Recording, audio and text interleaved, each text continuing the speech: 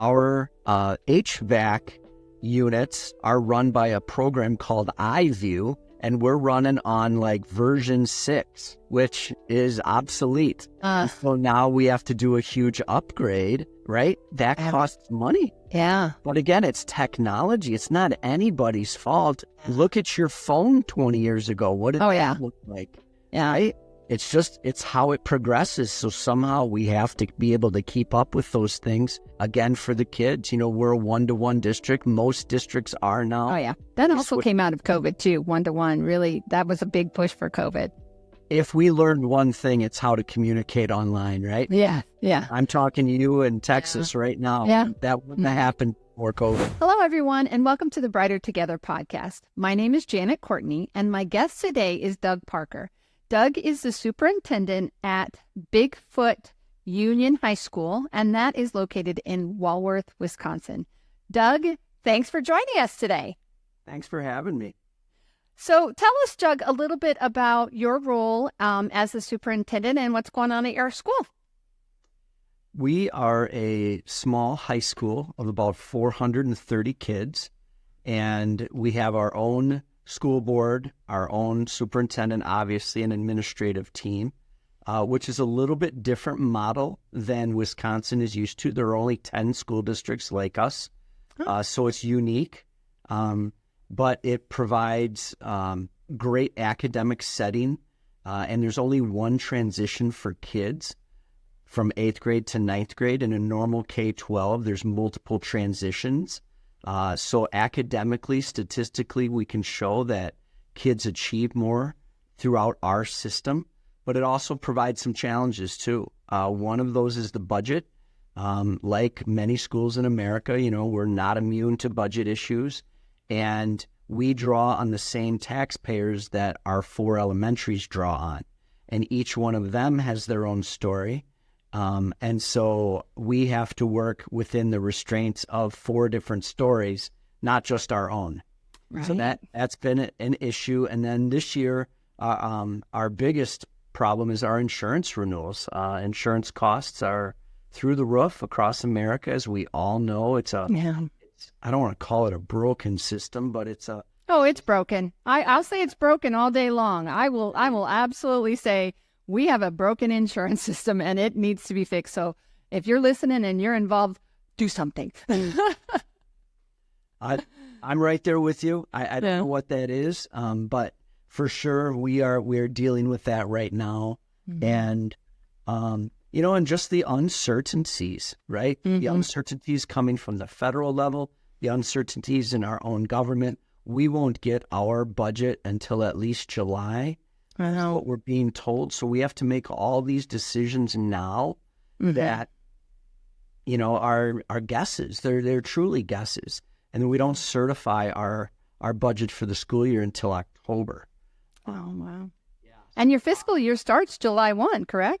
Fiscal year starts July 1. See how this will work? Yeah. No, I understand it. Yeah. So we're working through it. I've got a great team. And we'll make it happen for sure. Yeah. And with all of that being said, our focus needs to be on academics and on kids and mental well-being and physical well-being and opportunities and pathways for careers and all that kind of stuff. So that's where we really try and keep our focus. Yeah, I've used this analogy before when I started the business, when I started Lighthouse Therapy. I always talk about plates being juggled by a juggler and spinning the plates. And when you're a superintendent, same thing. You have so many different hats that you have to wear and plates that you have to keep spinning properly. And it's a challenging position for sure. It is, but I have to be honest, it's the best position I've ever had. I've been a teacher. I've been an athletic director, assistant principal. They're all great roles, all very necessary. But what I like best about what I do is I get to work with all the different groups, right, including the community. We have a very, very strong community backing. I'm in the local Rotary and our Bigfoot Lions Club, and they support us very, very much. And local business people are part of those. So I've gotten to know so many different people. And, when you're in a small community, it's really easy to come together to solve problems. I shouldn't say really easy. It's easier than a large district with a lot of red tape. We don't have a lot of red tape, which I'm very thankful for. That's awesome. Do you have, I'm assuming you have a board, so you have to go through the board for changes and such. We have 5 board members. So again, that's a little smaller than a normal board. A normal board's 7, can go up to 12. And so I'm really lucky, and they've been phenomenal. They've been phenomenal for me, for our kids, for our district. And when I started this job, I made sure that they had the same vision as I do, and we approach every question with what's best for kids. We start right there. Then we go what's best for the taxpayers, what's best for the staff, et cetera, but we always stay student-centered. Yeah. It's interesting that you say that, because Lighthouse Therapy's mission is to be a therapy company run by therapists, for the betterment of students. So it's the same thing. Put the kids first. Take care. For us, we're a therapy company, so take care of your therapists, and then the rest of it comes. It really does. Because the kids win. When you're focusing on the kids win, right? So have you had graduation? Has graduation already happened? Yep, we just had it this Sunday. It was really great. The beautiful weather. We do it out on our football field. Right. Well attended. And yeah, it was phenomenal. Again, my principal, Jeremy Anderson, and our admin team, they just do a great job with it. So why are you guys different? Tell us why. How did Bigfoot High School and the way it's designed come about? What brought that on? The model came out of Illinois. Illinois has a lot more union systems than we do. And so, it's been a long time. I mean, a long time. 50s is when 1957 is when Bigfoot started. Okay. So before then, but yeah, it's just the 10 different districts. And, it's interesting because they have their own philosophies and they can have their own identity, which I really like. Whereas in a K-12 system, elementaries kind of take on the identity of the district, of the high school, But here, we're all our separate identity. And then we come together as freshmen and, become chiefs. Wow. Bigfoot chief. So Bigfoot because of Bigfoot? Chief Bigfoot. He founded this area. Oh, okay. We are right on Lake Geneva. If you know, or any of the listeners know anything about southern Wisconsin, they probably know Lake Geneva. It's a tourist area. Gotcha. It's a beautiful spring-fed lake, and 2 of our communities are right on the lake. And 2 of them are rural.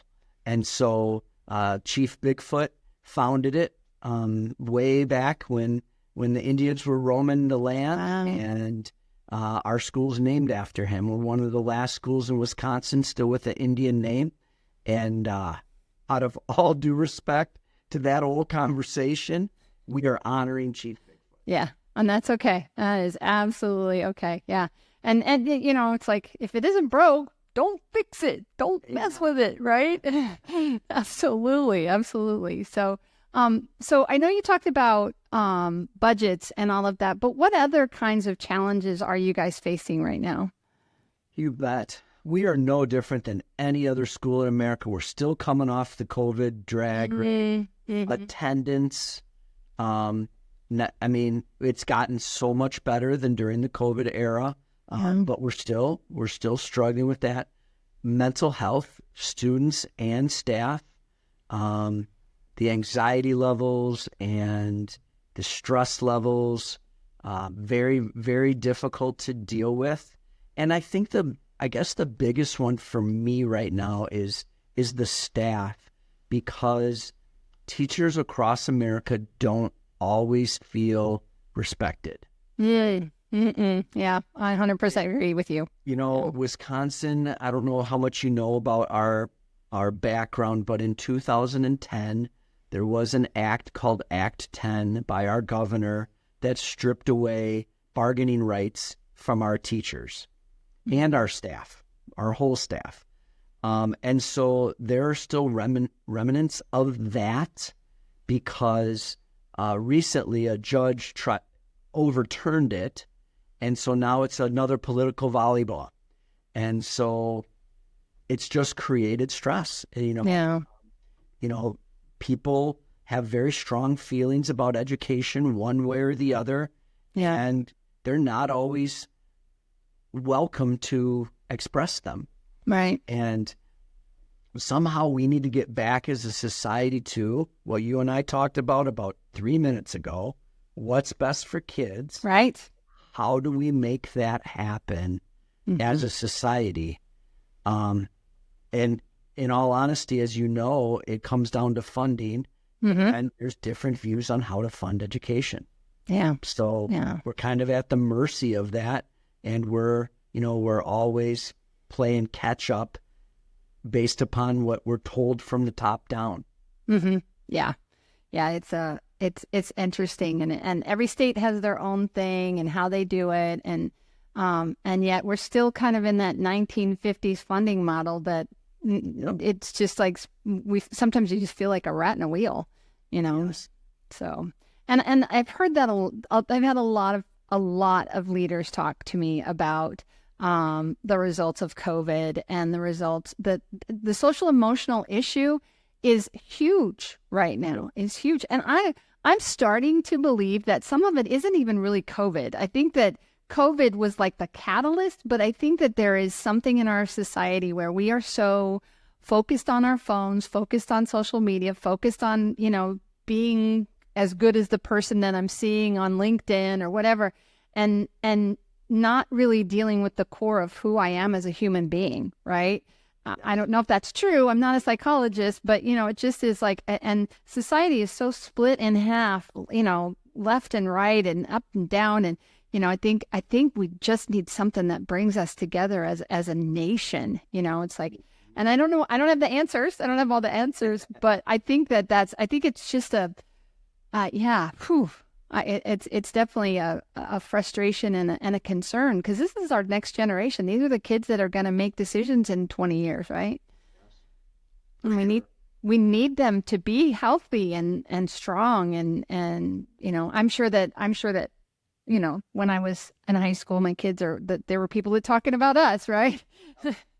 That was 40 years ago now, but I do believe that there will be growth, and I do believe that human nature will win out in the end. I'm also a Christian, so I believe that God will win out in the end. But it's just a sad place that we're at, and I pray for our nation, I pray for our kids, because we need it. We definitely need it. So interesting, you brought up social media. Technology is one of those stressors. Yeah. And how you use technology as an individual and as a school district. We've done a lot of work with AI this year for our teachers, more than anything, using AI in a positive way. It's going to stay, right? It's not going away. No, it's not going away. That's for sure. Yeah. Embrace it.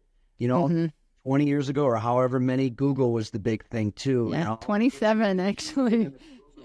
Yeah. Well, the reason I know is because my daughter says that she's older than Google by 6 months. So she was born in 98 and Google was established she was born in January and Google was established in September, I think, of 98. So she loves to say she's older than Google. And I know how old she is. She's 27. So that's funny. Anyway, I interrupted you and I didn't mean to. Oh, that's okay. Okay. It's just, and what's going to be the next technology? Yeah. Right? Flip it back to the budget, to a practical level. Our HVAC units are run by a program called iView, and we're running on version 6, which is obsolete. Well, now we have to do a huge upgrade, right? That costs money. Yeah. But again, it's technology. It's not anybody's fault. Yeah. Look at your phone 20 years ago. Oh, yeah. Yeah. Right? It's how it progresses. So somehow we have to be able to keep up with those things. Again, for the kids, we're a 1-to-1 district. Most districts are now. Oh, yeah. That also came out of COVID too, 1-to-1. Really, that was a big push for COVID. If we learned one thing, it's how to communicate online, right? Yeah, yeah. I'm talking to you in Texas right now. Yeah. That wouldn't have happened before COVID. No, and yet I told you at the beginning, I'm a therapist of 31 years, and a couple of things I didn't even, it was like the internet was just, I mean, just barely. Who heard of the internet? What was that? And then the other thing, you were talking about phones. I thought my husband and I have been married for 30 years, and I thought he was so cool because he had a bag phone in his car. And how cool was it that he had a bag phone? And, now it's like they aren't even phones anymore. They're little handheld computers that we take everywhere, and they are like attached to our hands, and we've got to learn to turn them off, and shut them down. How are you guys addressing the phone issue in your schools? How are you managing that? We have caddies where kids are supposed to put them in when they come into the classroom, unless the teacher wants them to use them for an academic reason.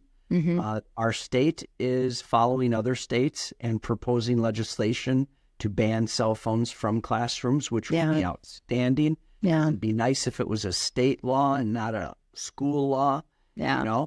We have total open enrollment and school choice in Wisconsin. So, there are families who, if you take their phone away, they'll go to the next district so their kid can have their phone. Isn't that crazy? Yeah. Yep. The whole school choice thing is a whole nother animal. Yeah.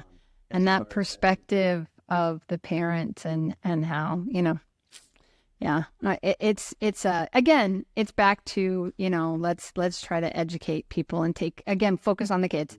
We focus on the kids, always focus on the students and make their lives as good as we can and even within the parameters, of I have an unhappy parent. Well, let's try to help that parent so that they can be happy, because the last thing we need is them poisoning their child. I've seen that for sure. Yeah. So, okay. Well, great conversation. Lots of amazing things. You're juggling a lot of hats and a lot of plates and sounds like you're doing a great job. So congratulations to you and your team. And it is a team. And congratulations to them. It sounds like you have a fantastic team around you. And I tell people that I don't do most of the work. Everybody just makes me look smart. So there's too much to do for one person, right? Yeah. Oh yeah. I mean, way too much to do. So you hire great people and you let them do their job, and you don't micromanage, you support. Yeah. It's been my philosophy. And like I said, our admin team, all of our directors, our staff, we're truly blessed. Yeah. Well, congratulations. So where should people go if they want to learn more about your school? www.k12.wi.us. If you just search Bigfoot High School, Wisconsin, that'll come up too. Is there another Bigfoot out there? Is there another Bigfoot High School? Not to my knowledge. But if you just put in Bigfoot, you're gonna get a lot, and it won't be a high school. Correct. And you won't even get to the Indian chief first. You'll still get the big lumbering brown whatever he is. Flurry guy. If you do go to our website, I would encourage you to click on the year in review. Okay. It should be on the scroll. We put together a publication around September, October every year that is a highlight of last year, the previous year. And that year in review will have all of our academic, activity, athletic, and artistic accomplishments that the school and staff have done the year before. And it is a huge celebration of our community and our kids. So that's where I would highly encourage people to go. Awesome. That would be a fun thing to put together every year. I bet that's a fun thing for your staff to do. Yeah. To see, because sometimes I think we're so focused on today and what's going on today, and to be able to look at the wins throughout the year is an amazing thing. It really is. That's it. We do focus too much and we don't see the big picture, right? It's something that we continue to teach kids and adults. Yeah. Step out of your own shoes and put yourself in other people's shoes. Empathy. Yeah, for sure. Yeah. Empathy is a big one. Yeah. And I love your philosophy of trusting them. That you can't micromanage your staff. Not if you want to be successful. And in any role, and where you have people under you, you got to trust them to do their job. I always say trust but verify, make sure that things are getting done. But again, you cannot micromanage people. If you're doing that, you're going to be spinning your wheels for a long time. So Yeah. Okay. Well, thank you so much. Again, it was great to speak with you, Doug. I've really enjoyed our conversation. You know, with the Brighter Together podcast, we do this because we really are, like we've said over and over again, we're better, we're brighter together. So thanks again. You're welcome. Thanks for having me. Mm-hmm.